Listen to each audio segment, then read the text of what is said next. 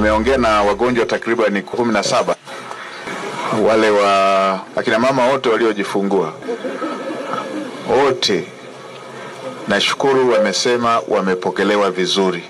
Jafahamu kama unakuja. Ila Okay. kiukweli huduma zao ni nzuri. Wamepokelewa vizuri. Utafikiri private. Huduma zikoje? Huduma namshukuru. Huduma ni nzuri. Kwanza mimi nimekuja peke yangu. Nimefika hapo nimepokelewa, nimekutana na madaktari wengine pale nje sana hivi, nilikuwa naumwa uchungu. Na nisaidia tu mpaka nimejifungua. Ndugu zangu wamekuja wamekuta nimeshajifungua tayari. Okay. Okay.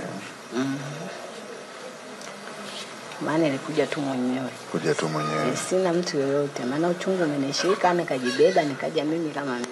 Ndugu wa kwanza umewakuta hapa? Ndugu wa kwanza nimewakuta hapa. Tena mimi nimehudumiwa na wadada, kwa kweli namshukuru Mungu amenihudumia vizuri bila hata shida yoyote. Kwa hospitali zote nchini, mama mjamzito ambaye ameshapatwa uchungu, ameshafika hospitalini, ana complication au hana complication, asisubirishwe kujiandikisha kabla hajaanza kupata huduma. Apelekwe kwanza kupata huduma. Ameshafika, hatoroki, mafaili ya mkute kitandani. Asisubirishwe mapokezi.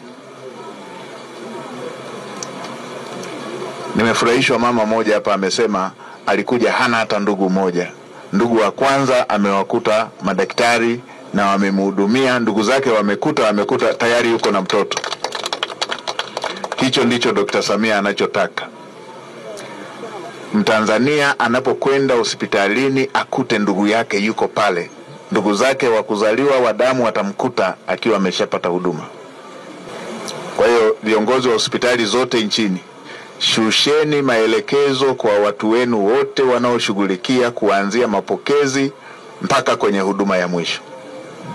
Najua madaktari ni professionals, hatutegemei jambo la tofauti. Huku kwingine huku tunajua wauguzi wetu ni professionals, hatutegemei mambo ya tofauti. Kwingine kote, Wizara ya Afya, MSD na hospitali zetu zote, ni lazima tuweke vipaumbele vya kununua dawa kufatana na matumizi yake.